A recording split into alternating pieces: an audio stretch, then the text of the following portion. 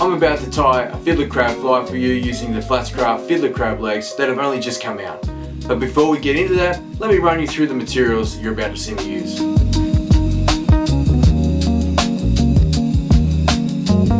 First of all, you're going to need the Flats Craft Fiddler Crab legs. You'll find a link in the description for where the retailers are. The ARX SA220, the Flats Craft Tungsten Putty, specially formulated for crab flies. Epoxy eyes on hard mono stems, the reason why you'll see in the video.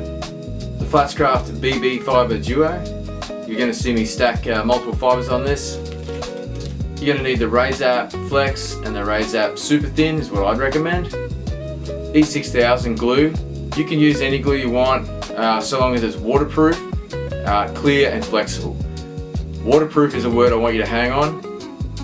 UV resin is not a glue. Super glue is not waterproof and it's not flexible. Highly recommend if you're going to be using this to find whatever you can. E6000 is great, but it's got to be waterproof and it's got to be flexible and ideally clear. Alright, cool.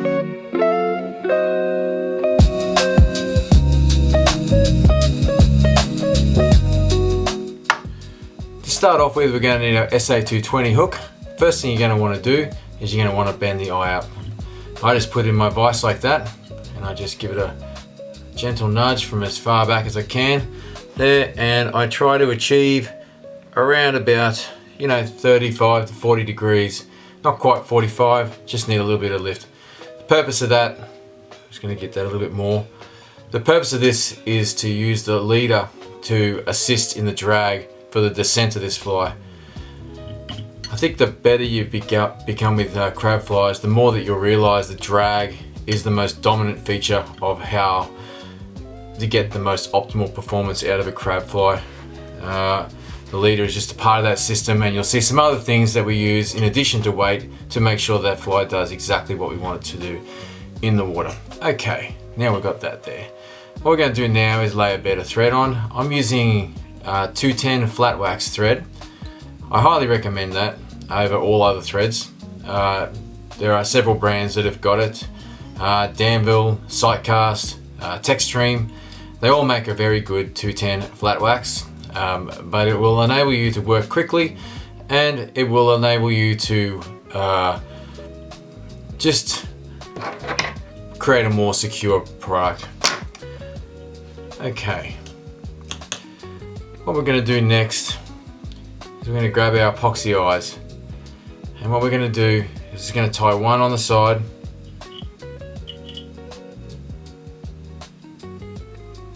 just loose wraps, and then we're going to get the other one, I'm going to tie the other one on the side,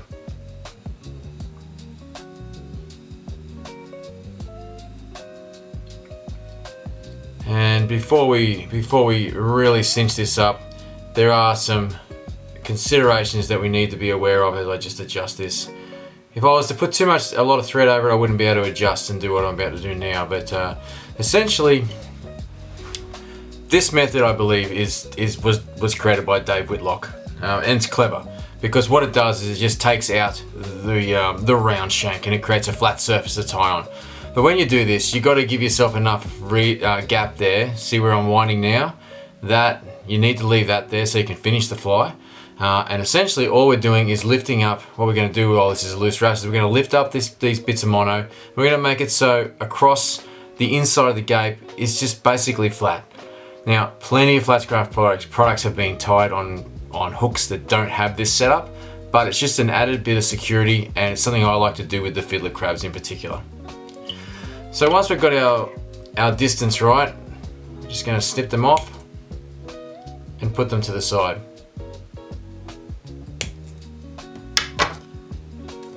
At this point, we want to make sure that we've got it exactly where we want it. We can make any adjustments we want while the thread is nice and loose.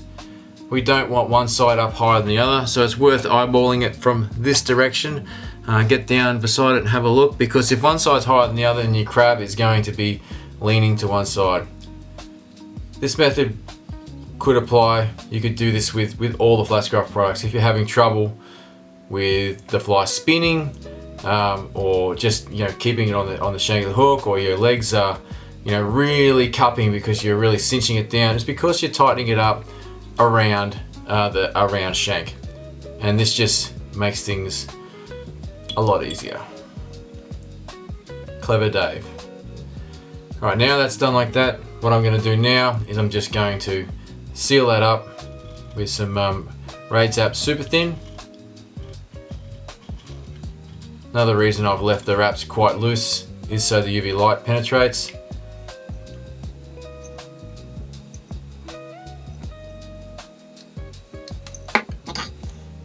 Now that we're ready to put the legs on, I'm going to advance the thread over all that work. I'm just going to cover it so it's just thread that we're making contact with when we tie the fly. Probably not the end of the world if you don't do that, it's just something I like to do. And I like to leave the thread about level with, I'll use my scissors to point to that, level with the hook point here. Okay, so that's where we're going to leave that there, and then we're going to grab our legs, and this is our legs. Now I painted these up before we started, just used Copic markers. There'll be a video in the Flats Craft channel, the same channel you're watching this video on, that will go through various ways to color these legs in and the various techniques, products, what you should use, what doesn't work, all that sort of carry on shortly. But for now, I didn't want to include in this video just for the time, but we're just going to move on from there.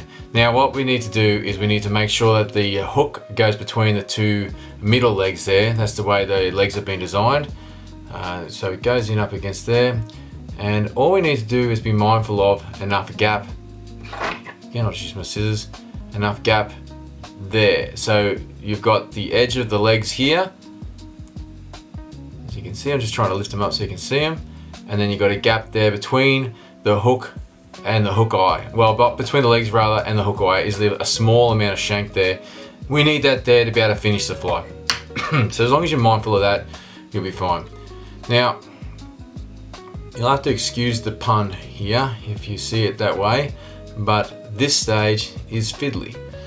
The fiddle gets in the way, and you've just got to hold your tongue right and get it around. Now, this is the reason I like using a long stem on a bobbin. It seems to be a good way to get around fiddly bits and pieces, for me at least. Just gonna end it up not quite at the end, but close to the end. Say about, and I'll show you the measurement in a minute. Once you got that established, like you can just plow it over that front claw. It's not going anywhere. The product is very flexible, very elastic. You just might need to get your fingers to move those rear legs out of the way. And because we've laid a foundation down with those two mono stalks, this really isn't going anywhere. And we're going to bring that back to finish it right where we started, which was under the hook eye. Right, so that's what we've got. Now you can see it's quite loose wraps. There's nothing too dramatic or nothing too tight there. It's fiddly enough. You don't need to bury it in there, because now we're at the stage of putting the carapace on. I've just made 3 clumps of fibre.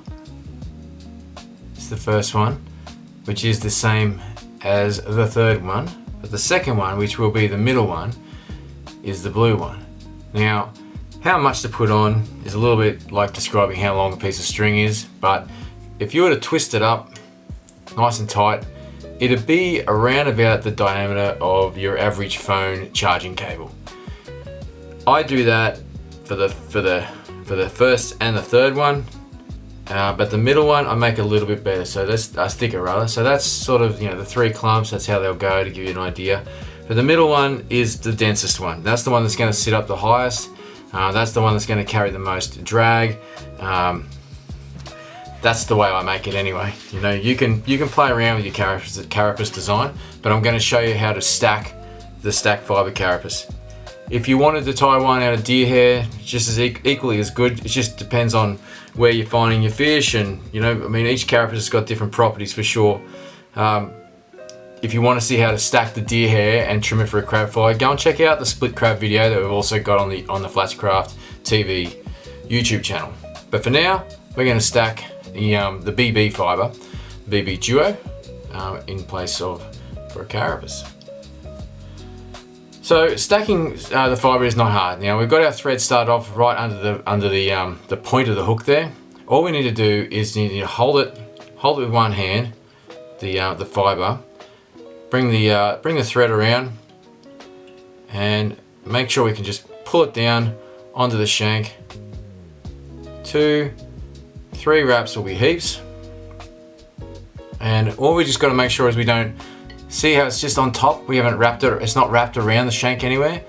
That's all stacking really is. And now we're going to just advance the thread a little bit more forward. It doesn't have to be right up against the last. It doesn't have to be right up against the last patch. I've got it about there, as you can see. So I've got 3 clumps going on here, and I need the last one to sort of be about there. Okay, so this next one, I'm going to do exactly the same thing. I'm just going to trim this down. It's a little bit long, don't need that much there. Just going to grab that, move it out of the way. Now stack that right in the middle there.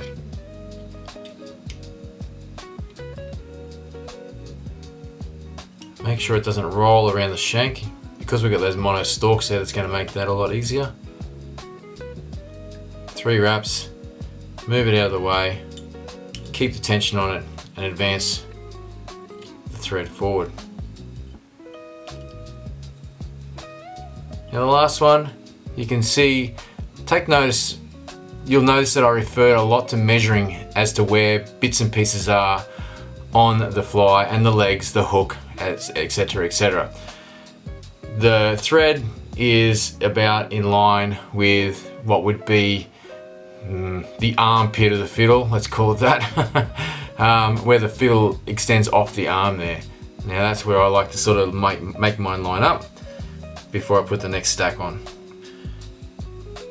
You're probably wondering why, why we choose certain carapaces, certain carapace materials. Buoyancy, drag, trapped air, like this is a polypropylene product. It's got a specific gravity, less than water, which means that it floats basically, but it won't float in this circumstance. It just will slow things down. Deer hair is the same. It'll float, if you pack it tight enough, but it's not gonna make a crab fly float like a cork in the water.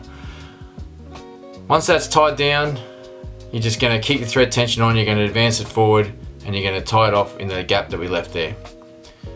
Now I just whip finished with my fingers here, just create that, and I grab the other lot there. That might take a bit of practice if you're not used to doing this.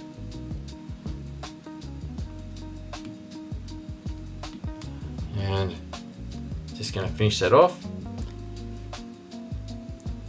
Give it a bit of trim. Get my Raid Zap super thin. Flip that over. I'm just going to seal off everything there. This is not my most ideal thread choice as far as color is concerned. I'm sure it's not going to hurt, but I just wanted to create visibility for the video. I'm going to gift this fly to a friend of mine and make it as durable as I can. That's why I'm using the super thin there. Now just before, on the subject of the carapace selection, just before we move on to trimming this, in the past we have used the same material that the legs are made out of for carapaces. We're talking when these first came out, maybe about 8 years ago. I just want to caution against it. If I don't even know where you get them from anymore, but I mean, if you did or you had some left over, the reason we don't make them, we don't sell them, is because when you put this hard, firm, uncompressible carapace on the hook, even if you were to tie it on, but in most circumstances you're just gluing it on, just sitting it straight on, you can't stop it from spinning on the eat. We've lost, there's so many people that have lost fish from doing this, that as soon as the fly gets eaten and gets eaten and goes in and it hits the crusher plates, the fly just spins and it basically just closes up the gape, and the carapace actually spins around and rests against the point of the hook. Look, I mean, there's been fish caught on hard carapaces, but there's been enough to stop those from who know how to fish these things that never use them again. And I just want to take that moment while we're talking about carapaces to warn you of that. All right, let's move on with the trimming. With the trimming, just like where I was measuring with the thread placement, we're going to be doing a lot of measuring here. So what you're going to see me talk about is, you know, where to trim in relation to the legs, where to trim in relation to the hook. One easy way to look at it is we want our carapace to end right on the edge of what we call, when we design this, the bumper bar. And then we're going to need another one come across here. See the elbow on this leg here? That's a straight line that comes across there. We generally like to pick that up, but we'll just be just in front of it.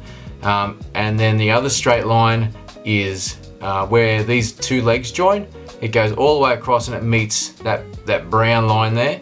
That is a straight line there. And then of course you've got on the other side, which you can't see because of the density of the fur right now, you got the hook bend, and to trim in just inside that is another straight line. So we've got a straight line there, straight line here, straight line here, and a straight line here. And what I'm going to do is I'm going to create a square. This is my first trim. This is how I methodically break down the trimming. So this is the way I go about it. I want to explain to you.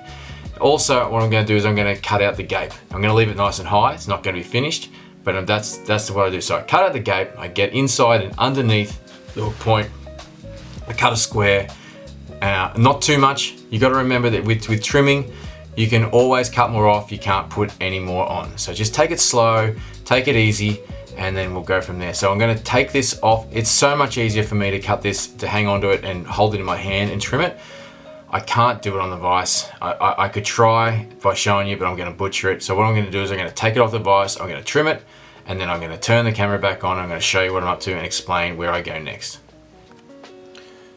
Okay, so as you can see, I've trimmed it off, and what we have here is a SpongeBob square crab, and it needs a lot more work to go. But what we've done now is we've got a basic shape. Now it's just easier for me to show you from the back here. I'm just going to make sure this is in focus. All right, that might be a bit better. Right, so what we've got to do now is we just got to, you know, create the shape. So as you can see, I've got a little bit more to go through here. I've definitely got a little bit more to go here. I want to expose this leg here. There's too much carapace in the way there, and I want to go across this bumper bar, and I want to bring the carapace just a little bit further to get close to this other sort of bar that's here right now. While I'm talking about this, I should bring up this unique design as part of the Flats Craft Fiddler Crab.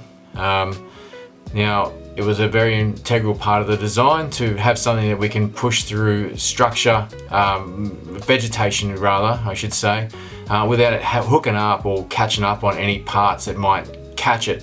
You'll see it's round, it goes round all the way around. There's nothing, it will part its way through weed and grass as it moves through, as you strip it through anyway. So that's an important design feature, and it was something that we started right with, right from the beginning, like about 8 months ago. It was just, the vertical claw and being able to fish it in the places where fiddler crabs live. I mean, they live all the way around the world, and they all live in the same similar sort of areas on these, these coastal fringes, where there can be mangroves, grass, whatever, weed or whatever you want to call it. So we're pretty proud of that. It's something that's unique and it's never been done before, at least not with these style of products. And it was something we weren't going to move on. That it had to be weedless as such by design. Okay, let's move on. What I'm going to do, I'll pull this out of the vise again, and then I'll bring you back and show you what I've done. All right, welcome back. The trimming is done. I can see by what's on the video there There's just a little bit of a high part there. Just gonna get that down. So as you know, like this carapace will crush down. As soon as a fish eats it, like all that gape will be exposed.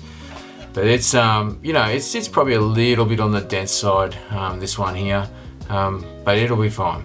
Okay, for what we're doing, excuse me, for where this will be fished, this will not be a problem at all. All right, so what we're up to now is we want to put the weight on, and we want to set the legs.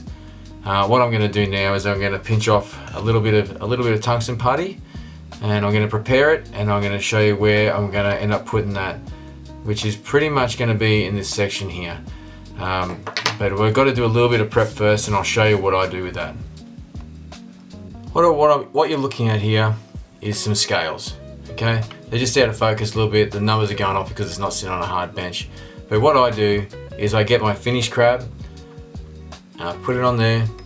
Well, it's not completely finished yet, but that's what I do. We're up to the stage of putting the weight on. I put that on there, and then I get my tungsten putty, and I put that on there as well, and I see what my finished weight is. Now, again, the scale's not going to read right, and you can't read it right there, but what I've got there is I've got a 2.3 gram crab with the fly tied and the tungsten there. Now I know that when I put the eyes on, and I'm going to put the glue on for the tungsten putty, that I've got about 0.5 of a gram, or actually I think it's about 0.3 of a gram left to go. So I'm hoping I can get to, you know, around about 2.5 grams, you know, 2.6, and that would be a nice comfortable weight.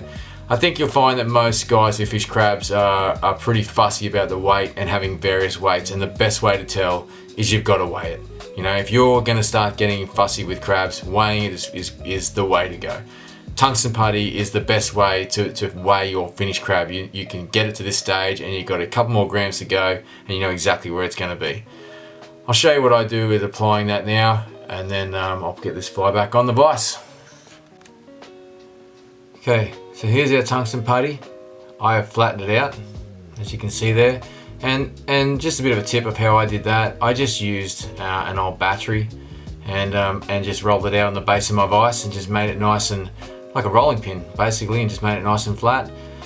Alright, so what we want to do is we want to put this on here. Now we don't want to whack it just right bang in the middle like that, okay?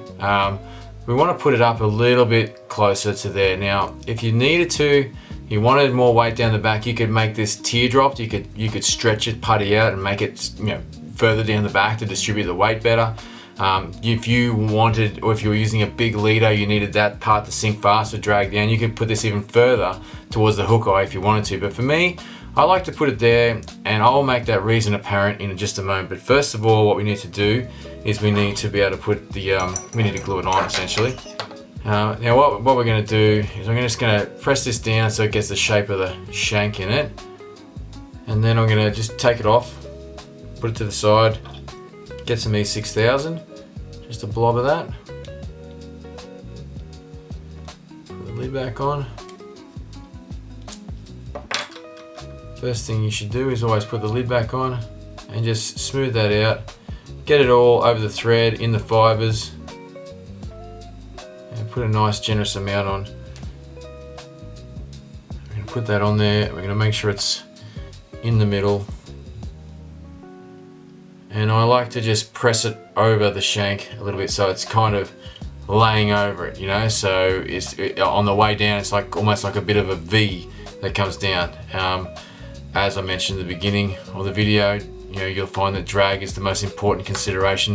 Flat would be fine, it'd be hard to make this cup, but if this was cupped, it would encourage the fly to just roll over the wrong way, you know, when it's sink like that.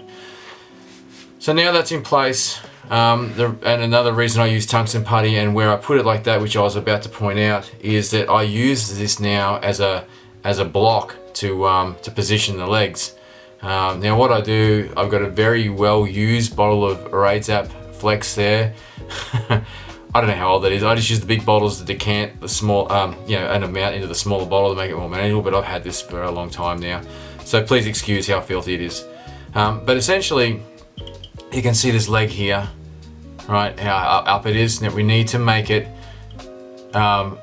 see the angle of these ones here, how they're kind of up. We need to make it so it's you know, it's up like that at least. You know, it's that, like, that's about level. That's a little bit past level, and that's perfect. And that's where we need it to be. So I'll probably just speed this up while we're doing it. But what I'm going to do, or I'll explain it even further, is I'm just going to put a blob of resin in the corner there, so it builds up. It builds up on the leg, and it also hits that tungsten putty. So it gives it a place to sort of harden up and push back up against the tungsten putty, and it won't go anywhere. That's the best place to do it. It also creates a nice leading edge where water doesn't affect the action. Alright, let's get that on.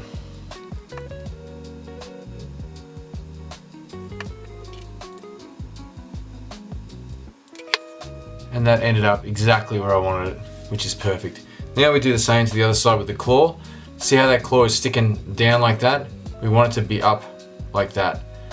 Okay, it's very important. If I was to show you the camera angle looking that way on, it needs to be completely vertical. If for some reason that your fiddler crab shows up through damage in transport, or it's just been sitting with some weight on it for some time and it's just sort of gone out of shape, this is where you can fix it. And if it's still so bad that the resin doesn't fix it, you can use a bit of heat from a cautery tool, and you can just hold it there. It'll soften it, hold it in place, and it'll harden up, and it'll just absolutely stay there. But for now, the quickest, easiest way to do it is just to do it with the UV resin, which is what I'm going to do now.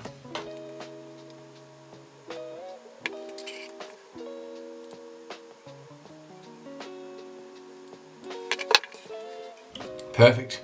You can see the line underneath the claw is nice and straight. It's nice and like level with the bottom of what would be the fly. The claw has got a bit of an angle leading up on the top edge up there, but that's what fiddler crabs look like.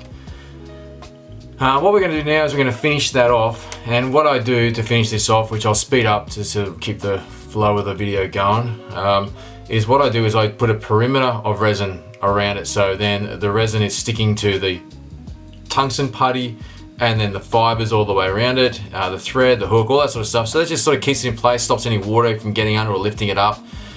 I'm going to set that, and then I'm going to go over the whole thing again with the UV resin. At this point, if you wanted to weigh this again and write the weight on it with a paint pen or something like that, and then go over it with resin, then that number will stay there. You'll know where your weights are and that sort of stuff. I'm just going to write on top of the finished resin.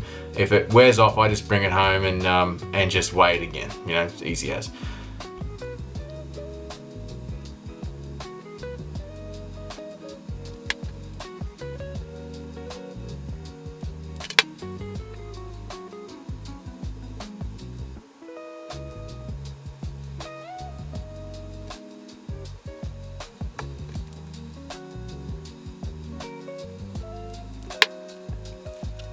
There's only one more thing to do right now, and that's to put the eyes on. And you're about to see the most ghetto, bushwick thing in fly tying known to man.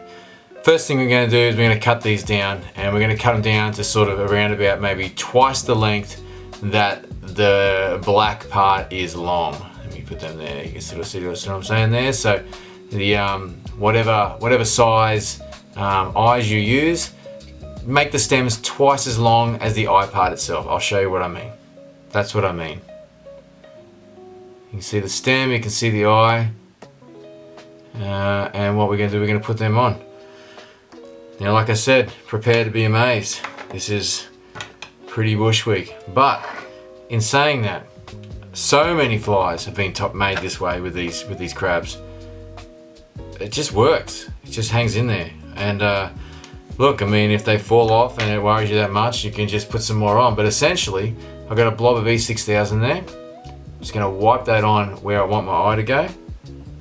Get my eyes, excuse my fingers, it's fiddly work. Okay. And essentially, I've just chucked it in there. And then what I do is I just use my needle just to smooth the glue around and push it in around the fibers. Put that where I want it in position and repeat.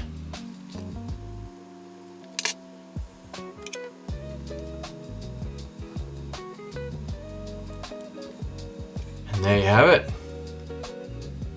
A little fiddler.